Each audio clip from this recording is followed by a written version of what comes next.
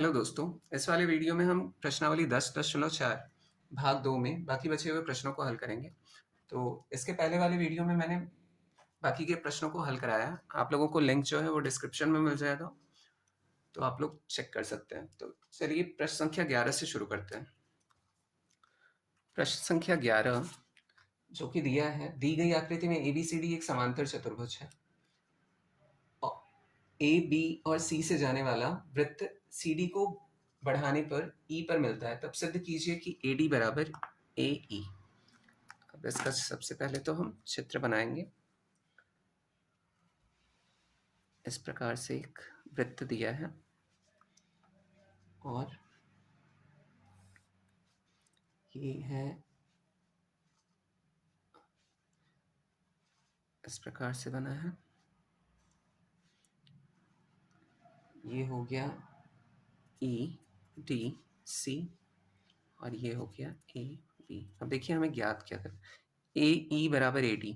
अगर मैं किसी भी प्रकार से इस वाले एंगल को और इस वाले एंगल को, इस वाले कोण को बराबर सिद्ध कर दूं तो दोनों भुजाएं, ये त्रिभुज बनेगा ना। तो अगर दो भुजाएं, इसके दो कोण बराबर होंगे तो इसके सामने की भुजाएं क्या हो जाएंगी, बराबर हो जाएंगी। तो मुझे यही काम करना है, तो यहीं से हम सिद्ध कर लेंगे। तो चलिए जो जो दिया है वो नोट करते हैं। पहले दिया है ABCD एक समांतर चतुर्भुज है।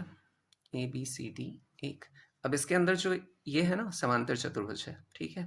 तो हम उसे वैसे ही ट्रीट करेंगे जैसे कि समांतर चतुर्भुज के नियम काम करते हैं। इसमें देखिए ये कोण बराबर ये कोण होगा, ये कोण बराबर ये कोण। समांतर चतुर्भुज हम पहले पढ़ चुके हैं ना, क्वाड्रिलैटरल्स में, चतुर्भुज वाले चैप्टर में।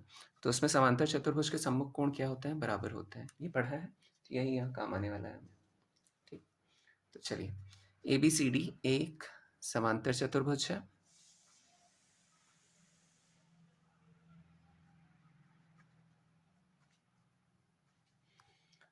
सिद्ध करना है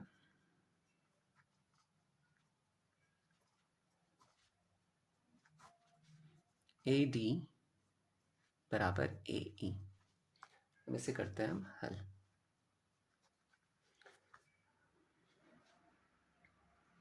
अब हम सबसे पहले लेंगे चक्रीय चतुर्भुज। चक्रीय चतुर्भुज, देखिए यहाँ पे चक्रीय चतुर्भुज एक ही है। कौन सा है, जिसके पॉइंट्स सारे क्या हैं, परिधि पे, सर्कमफेरेंस पे बने हुए हैं। तो AE CB या AB CE ले लेते हैं। तो AB CE में यहाँ देखिए कोण जो होते हैं वो सामने सामने के कोण क्या होते हैं, बराबर। तो यहाँ से हम ले लेंगे AEC ये वाला कोण, और यहाँ से ले लेंगे ABC। तो कोण AEC जिसका हमें काम है वही लेंगे, चाहते यहाँ भी ले सकते थे।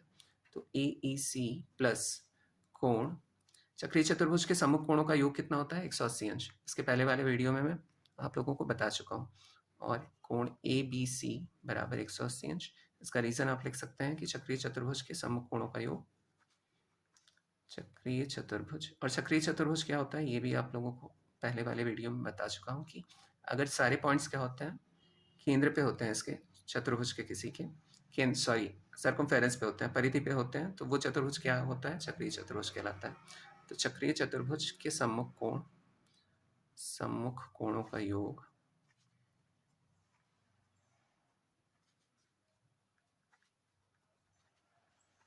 180 अंश होता है।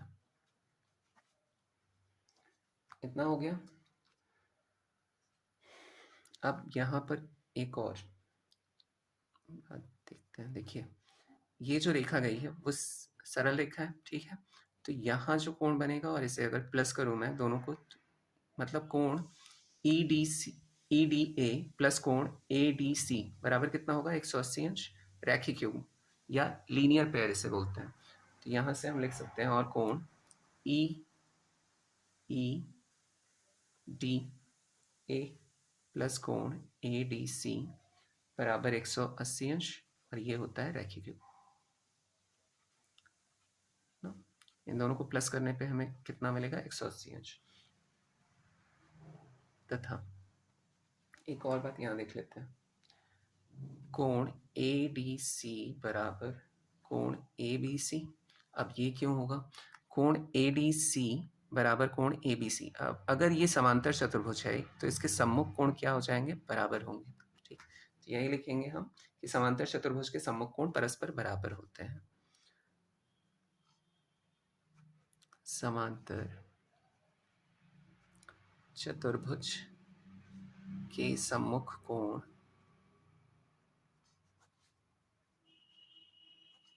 परस्पर बराबर होते हैं। ये चक्रीय चतुर्भुज तो है नहीं ना, तो इसे हम वैसे ही हल करेंगे जैसे कि समांतर चतुर्भुज को हल करते हैं। अब यहाँ से हम लिख सकते हैं, देखिए इस वाले में कि ADC की जगह ABC लिख सकते हैं, तो कोण EDA प्लस कोण ABC बराबर 180 अंश। अब ये पहला वाला जो था इसे हम समीकरण 1 ले लेते हैं, और ये जो दूसरा बना है इसे क्या ले लेते हैं? समीकरण नंबर 2। अगर तुलना करेंगे हम तो देखिए दायां पक्ष जो है वो बराबर है, तो बायां पक्ष अपने आप बराबर होगा। तो हम तुलना कर लेते हैं समीकरण 1 व समीकरण 2 की। समीकरण 1 व समीकरण 2 की तुलना करने पर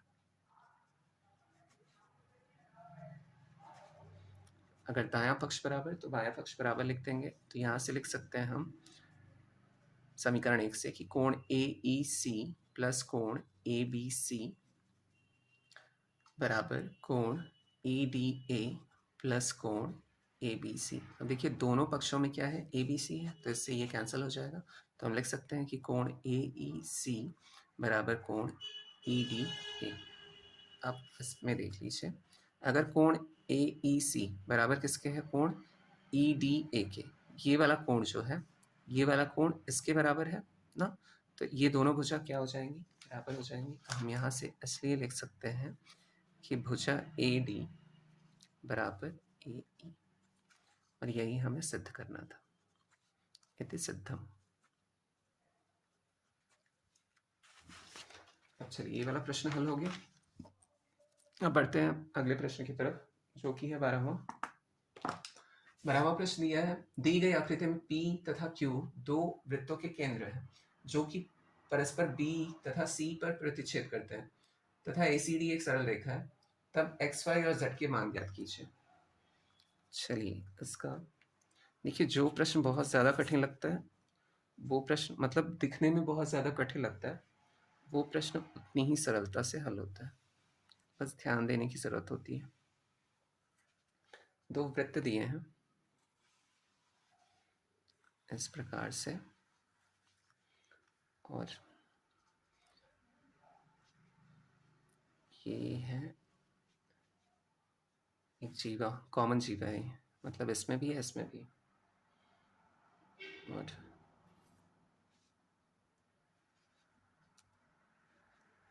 ये पॉइंट O है, तो इसी से ऐसे गया है इस प्रकार।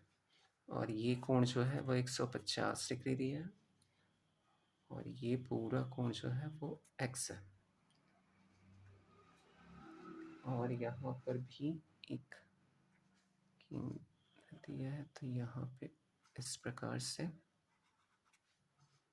ऐसे बना है। और ये कोण हमें ज्ञात करना है, z है, और ये यहाँ पर भी मिला हुआ है ये, तो ये है y। इसका नाम रख लेते हैं A B C D E, कितना ही दिया है। और इस पॉइंट का नाम Q और इस पॉइंट का नाम P। ठीक है, तो अब चलिए फिगर बन गया, तो इसे हम हल करते हैं। दिया है दो वृत्त क्रमशः बिंदु P और C पर प्रतिच्छेद करते हैं। बिंदु C और B पर, B और C पर दो वृत्त क्रमशः बिंदु B और C पर प्रतिच्छेद करते हैं।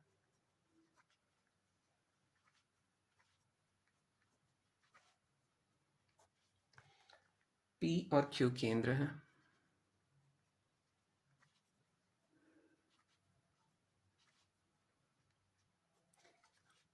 और ACD जो है, ACD एकदम सरल रेखा है, सीधी रेखा है, तो ACD एक सरल रेखा है।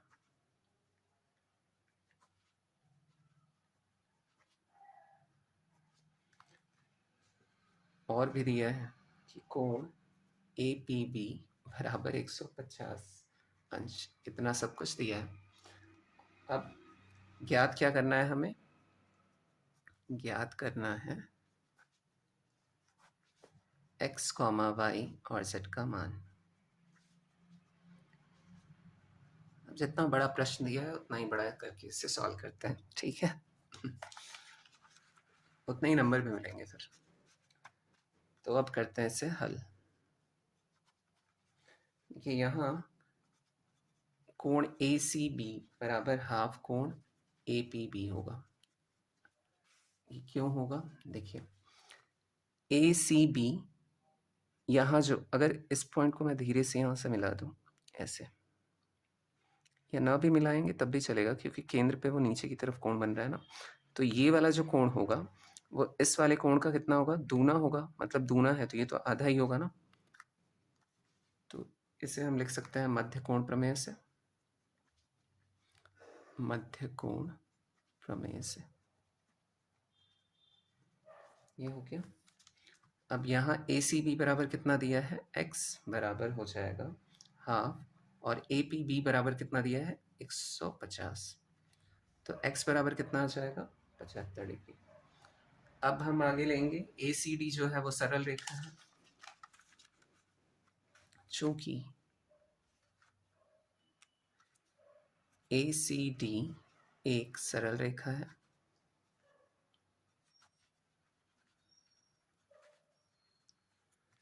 इसीलिए अब यहां से मैं कोण ACB प्लस कोण BCD करो तो ये दोनों मिलके कितने आने चाहिए? 180 अंश आने चाहिए। तो यहाँ से इसीलिए कोण ACB प्लस कोण BCD बराबर 180। अब ACB बराबर x दिया था, x का मान कितना दिया है? 75 हमने ज्ञात कर लिया है, तो इसे रख लेते हैं 75 अंश प्लस कोण BCD बराबर 180। अब 75 को इधर भेज देते हैं तो कोण BCD बराबर हमें पता चल जाएगा 180 माइनस 75 बराबर 105 अंश। तो BCD का मान हमें पता चल गया, जो कि ये वाला है ना। तो यहाँ 105 अंश हमें पता चल गया। अब हम लेते हैं चक्रीय चतुर्भुज BEDC, ये वाला चक्रीय चतुर्भुज, ठीक है। तो ये कोण बराबर किसके हो जाएगा? इस वाले कोण के, y के बराबर ना।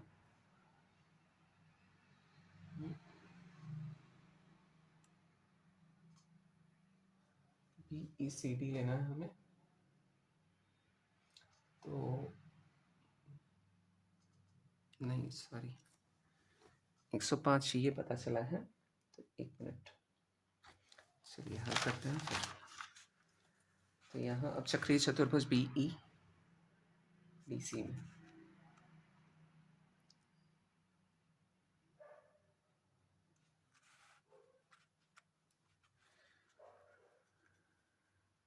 चक्रीय, हाँ 180 अंश होता है ना, मैं कंफ्यूज हो गया, सॉरी, मैं समांतर चतुर्भुज मान लिया था।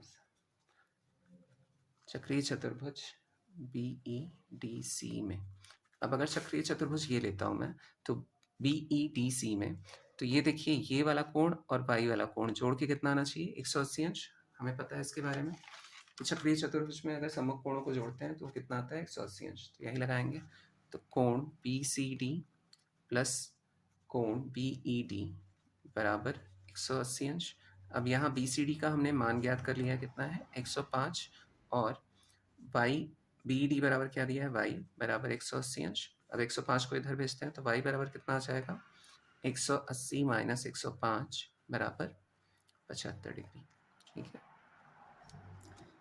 तो y बराबर पता चल गया। अब देखिए हम यहाँ से लेंगे BQD, कोण BQD, यहाँ से अगर मैं कोण BQD लूँ तो ये किसका दूना हो जाएगा? इसका सॉरी इधर कोण ज्ञात करना है, ध्यान दीजिएगा, इधर का नहीं, इधर का ज्ञात करना है। तो हम कोण यहाँ से BED लेंगे ना। चलिए, और कोण BQD बराबर 2 कोण BED। ये वाला आ रहा होगा समझ में आप लोगों को। देखिए, अगर इधर का कोण पूछता तो हम यहाँ के कोण से उसकी तुलना करते ना, मध्य कोण प्रमेय यहाँ वाला लेते। लेकिन अगर इधर z दिया है, मतलब मुझे कहाँ से इसे कंपेयर करना है, यहाँ से करना है, ठीक है। तो इसलिए कोण BED लेंगे यहाँ से। तो ये हो जाएगा BQD बराबर कितना दिया है हमें, z, और BED हमें कितना दिया है, y। तो 2y हो जाएगा। तो z बराबर कितना हो जाएगा, 2 गुणित y का मान 75 निकाला है, तो z बराबर हो जाएगा 150 डिग्री। तो ये हमने तीनों के मान ज्ञात कर लिए हैं। तो हम यहाँ लिख देंगे कि x बराबर 75, y बराबर 75 और z बराबर 150 डिग्री। ठीक, तो चलिए फिर अगले प्रश्न की तरफ बढ़ते हैं। अगला प्रश्न, हाँ, ABCD एक समांतर चतुर्भुज है तथा एक वृत्त बिंदुओं A और B से इस प्रकार खींचा जाता है कि यह AD को P पर तथा BC को Q पर प्रतिच्छेद करता है। तब सिद्ध कीजिए कि PQC और T चक्रीय चतुर्भुज है। ये हमें सिद्ध करना है। तो देखिए, इसे हम कैसे किस प्रकार से सिद्ध कर सकते हैं। 13th, एक हम ले लेते हैं समांतर चतुर्भुज जिसका नाम है ABCD। अब देखिए, बोल रहा है क्वेश्चन कि A और B बिंदु से हम इस प्रकार से एक वृत्त खींचते हैं, ठीक है। ऐसा वृत्त खींचते हैं कि ये जो AD और BC को है ना, इस पॉइंट पे P पे काटेगा, और ये जो पॉइंट होगा वो क्या होगा, Q होगा। और इसका केंद्र ले लेते हैं O। ठीक है। अगर मैं यहाँ से इन्हें मिला दूं, P और Q को, तो एक चक्रीय चतुर्भुज मिल जाएगा मुझे। तो यही क्वेश्चन कह रहा है। और हमें सिद्ध करना क्या है कि ये वाला भी जो होगा वो क्या होगा, एक चक्रीय चतुर्भुज ही होगा। कहने का मतलब, अगर मैं यहाँ पर भी एक वृत्त खींच दूँ ना, तो अगर P और Q को, या D और C से मैं, या PD से मैं, कहीं से भी अगर एक वृत्त खींचता हूँ, तो ये चारों पॉइंट्स क्या होंगे, वृत्त के परिधि को टच करेंगे। यही हमें सिद्ध करना है। ठीक, कहने का मतलब कि ये भी एक चक्रीय चतुर्भुज ही है। ठीक, PDQC। तो चलिए अब स्टार्ट करते हैं।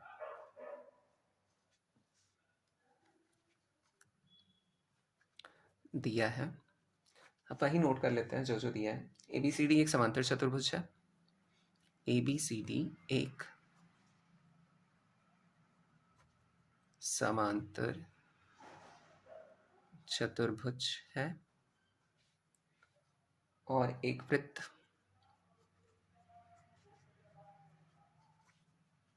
जो क्वेश्चन में दिया है वही नोट कर लीजिए। A, B से इस प्रकार खींचा जाता है, या बिंदु A, B से ऐसा भी लिख सकते थे, खींचा जाता है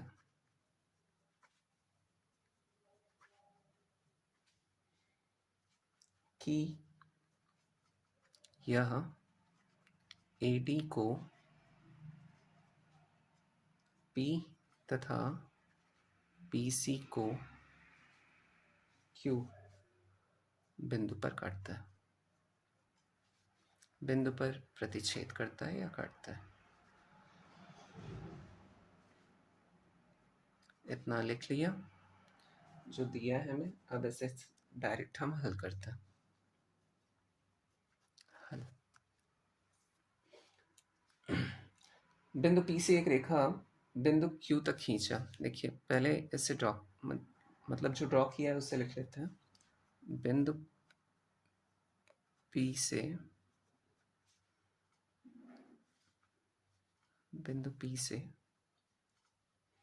बिंदु Q को मिलाया, ये भी लिख सकते हैं। बिंदु Q को मिलाया।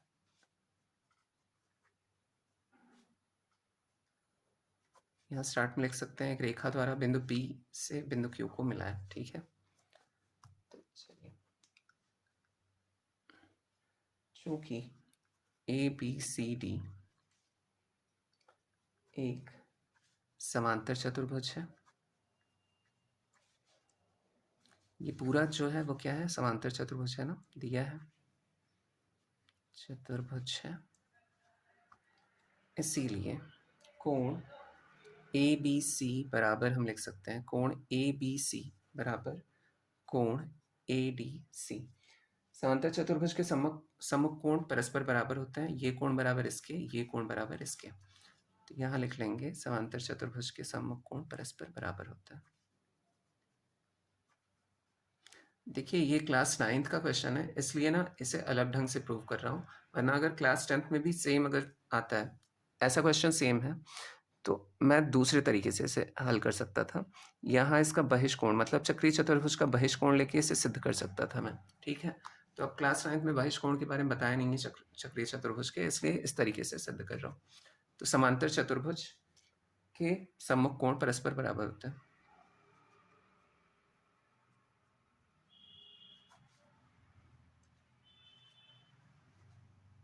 परस्पर समान होते हैं, ये लिख लिया।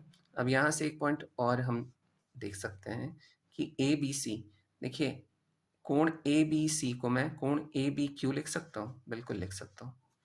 हमें कोण B से मतलब है ना, चाहे मैं इसे कोण ABC लिखूं चाहे कोण ABQ, सिर्फ कोण B आएगा बीच में, तो इसे मैं लिख लूंगा ABQ बराबर कोण ADC। अब देखिए कोण ADC को भी मैं कुछ अलग ढंग से लिख सकता हूँ, ये आगे काम आएगा। अगर मैं कोण ADC को PDC लिखूं तो कोई फर्क पड़ेगा, नहीं पड़ेगा, क्योंकि कोण D जो है वो उसी से हमारा काम है। तो इसे मान लेते हैं समीकरण नंबर 1। ठीक, और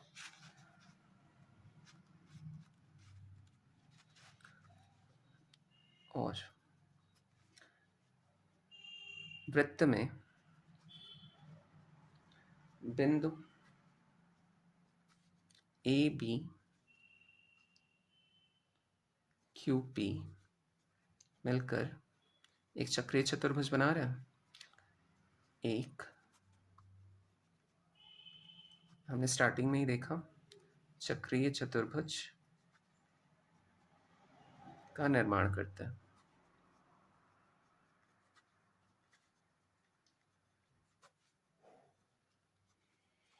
इसीलिए ABQP क्या हो जाएगा, एक चक्रीय चतुर्भुज होगा। देखिए इस पॉइंट से इस पॉइंट को मिला दिया तो एक चक्रीय चतुर्भुज बन रहा है।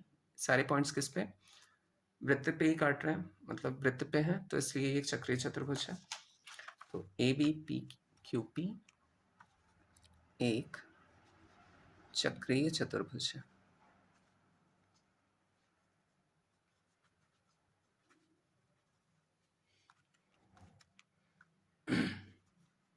तो इसीलिए क्या हो जाएगा, यहाँ से हम लिख सकते हैं, इसीलिए कोण ABQ प्लस कोण APQ बराबर 180 अंश।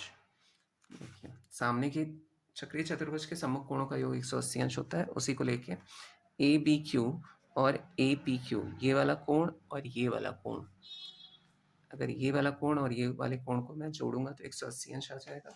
इसे मान लेते हैं हम समीकरण नंबर 2। अब समांतर चतुर्भुज में आमने सामने की, कोई भी चक्रीय चतुर्भुज में भी आमने सामने की भुजाएं एक दूसरे के समांतर होती हैं। तो यहाँ से हम ले लेंगे BC समांतर है AP या BC समांतर है AD। भाई ABCD जो दिया है, ABCD वो समांतर चतुर्भुज है, तो हम लिख सकते हैं BC समांतर है किसके, AD के, तो BQ समांतर हो जाएगा किसके, AP के हो जाएगा। तो हम यहाँ से लिख सकते हैं अब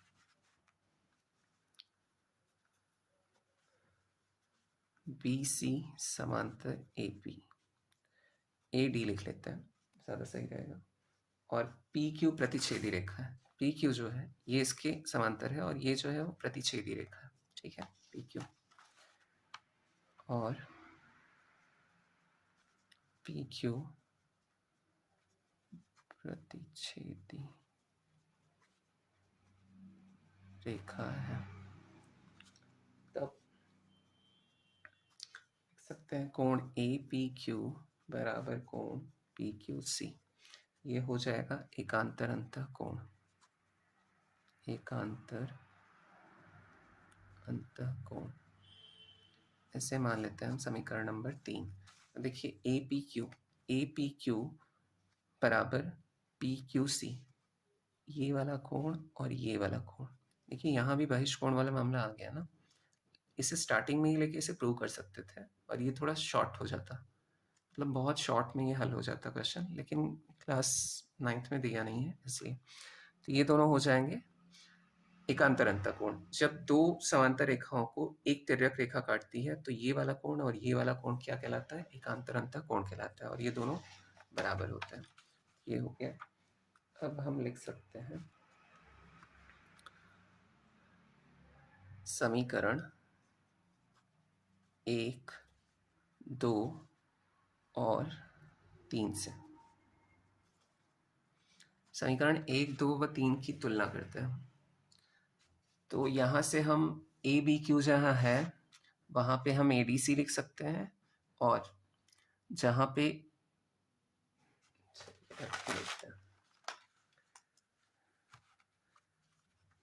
अब ABQ की जगह मैं कोण ABQ की जगह ADC रख रहा हूँ, तो कोण ADC प्लस कोण PQC बराबर 180 अंश आ जाएगा। अब देखिए समीकरण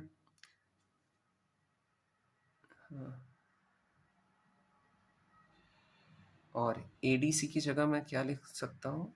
ADC की जगह मैंने शुरू में ही बताया था आपको कि ये कोण, अगर ADC लिख रहा हूँ तो इसकी जगह मैं PDC लिख सकता हूँ। यहाँ से मैं लिख सकता हूँ कि कोण PQC प्लस कोण PDC, ADC को PDC लिखेंगे ना, PQC क्यों लिखेंगे, बराबर 180 अंश। अब इसी प्रकार से अगर हमें सिद्ध करना हो ना तो इधर भी लेके हम सिद्ध करेंगे, तो हमारा इसी प्रकार से आ जाएगा। पूरा अगर प्रोसेस फॉलो करेंगे तो हमारा इसी प्रकार आ जाएगा। इसलिए क्वेश्चन लॉन्ग हो गया। अगर प्रूफ उस टाइप से कराना होता तो बहुत आसानी से हो जाता, मतलब बहुत जल्दी हो जाता और इतना कुछ लिखना ना पड़ता। कोण QCD प्लस कोण QPD बराबर 180 अंश। अब देखिए यहाँ से हमें एक मिल गया, मतलब कोण PDC बराबर आ रहा था हमारा कोण PQC, ये वाला कोण और ये वाला कोण बराबर नहीं आ रहा था, इन दोनों को जोड़ने पे 180 अंश। इसी प्रकार जब हम अलग से सिद्ध करेंगे तो हमारा आ जाएगा कि कोण QPD बराबर कोण QCD, ये वाला कोण ये वाला बराबर नहीं, सॉरी, दोनों को जोड़ने पर 180 अंश आएगा। तो अगर सम्मुख कोणों का योग जो है वो 180 अंश आ रहा है तो वो जो चतुर्भुज होगा वो क्या होगा? चक्रीय चतुर्भुज होगा। ठीक, कहने का मतलब अगर इस पॉइंट और इस पॉइंट से मिलाते हुए मैं एक मतलब चाप लेते हुए मैं ऐसे एक खींचूंगा तो ये वृत्त के अंदर आ जाएगा पूरा। ठीक है, तो इसीलिए हम लिख सकते हैं, इसीलिए बिंदु P, Q, C और D चक्रीय चतुर्भुज है।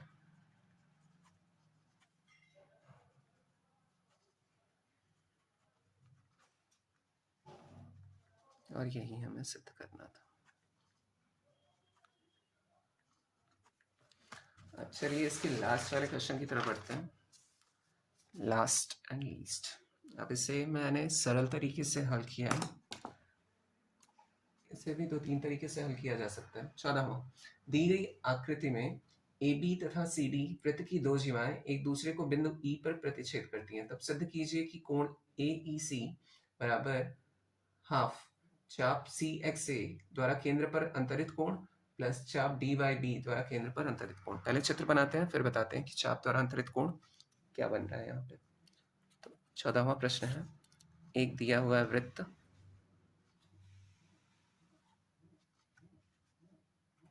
और ये केंद्र है इसका O, और ये इस प्रकार से है, इस पॉइंट को यहाँ पे मिलाया गया है और इससे यहाँ पर मिला दिया गया है, यहाँ से एक बी है और ये ऐसे ए से बी को मिलाया गया, तो ए बी और ये हो गया सी डी। ये ए एक्स सी है, ये ए एक्स सी चाप है और डी बाई बी या बी बाई डी एक चाप है, और ये जहाँ पॉइंट पे मिल रहा है वो है ई। ठीक है, और देखिए आगे जैसे प्रश्न हल करेंगे वैसे। अब इस चाप द्वारा ये वाला कोण अंतरित हो रहा है, और अगर इस वाले चाप की बात करूं, इस वाले चाप की, तो ये वाला कोण अंतरित हो रहा है केंद्र पर ना, तो ये वाला कोण हाफ करना है, तो वही समझाऊंगा अभी। सिद्ध करना है, ऐसे शुरू करते हैं। इसे सिद्ध करना है कोण ए ई सी बराबर हाफ।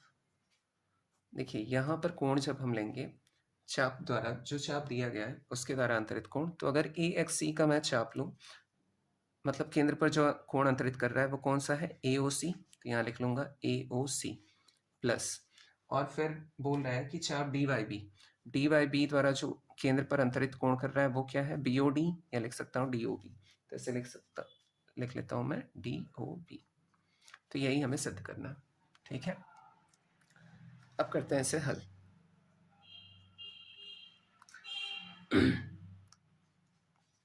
अब देखिए यहाँ हम कुछ रचना करते हैं, ए को हम ना डी से मिला लेते हैं, ठीक, और डी को जो है वो बी से मिला लेते हैं।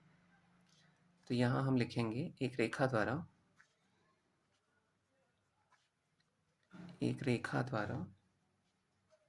बिंदु ओ को, ए को बिंदु डी से तथा बिंदु डी को बिंदु बी से मिलाया। रचना करेंगे तो बहुत आसानी से हमारा ये सिद्ध हो जाएगा। इतना लिखने के बाद अब ये भी लिख लेंगे कि यहाँ कोण कौन सा अंतरित कर रहा है, तो जो चाप ए एक्स सी है केंद्र पर कोण ए ओ सी अंतरित कर रहा है, और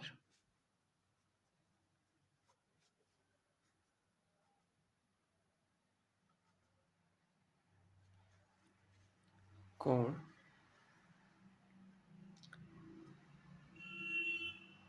ए डी सी वृत्त पर कोण अंतरित कर रहा है। अब इसका देखिए मैं बताता हूँ कैसे अंतरित कर रहा है। ठीक है, देखिए अगर मैं इस चाप का, ये वाला कोण हो गया ए ओ सी, अगर इसी का मैं जो परिधि पर अंतरित कर रहा है कोण, तो ए डी सी ले सकता हूँ, ये वाला कोण है ना, तो ये वाला कोण जो है वो इस वाले कोण का क्या होगा, दूना होगा। ठीक, ये मध्य कोण प्रमेय से होता है, तो इसीलिए हम लिख सकते हैं कि कोण ए ओ सी बराबर 2 कोण ए डी सी। ठीक, तो ये हो जाएगा मध्य कोण प्रमेय से।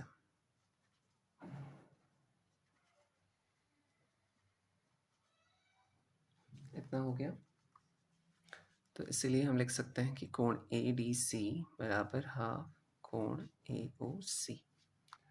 इसे मान लेते हैं हम समीकरण नंबर 1, और इसी प्रकार हम लिख सकते हैं, इसी प्रकार कोण डी ओ बी, अब इसे चित्र की सहायता से मैं समझाता हूँ, बराबर 2 कोण डी ए बी। देखिए डी ओ बी लेते हैं, डी ओ बी जो है वो केंद्र पर अंतरित कोण कर रहा है, और डी ए बी अगर लेंगे हम, तो डी ए बी ये वाला कोण, ठीक, अगर ये वाला कोण जो है वो केंद्र पर अंतरित हो रहा है, और डी ए बी ये परिधि पर जा रहा है, ये ना, तो ये वाला कोण जो होगा वो इसका कितना हो जाएगा, आधा। ठीक, तो यहाँ से ये ले लिया मैंने, तो इससे यही लिखेंगे हम। यहाँ से हम लिख सकते हैं इसीलिए कोण DAB बराबर हाफ कोण DOB, इसे मान लेते हैं समीकरण नंबर 2।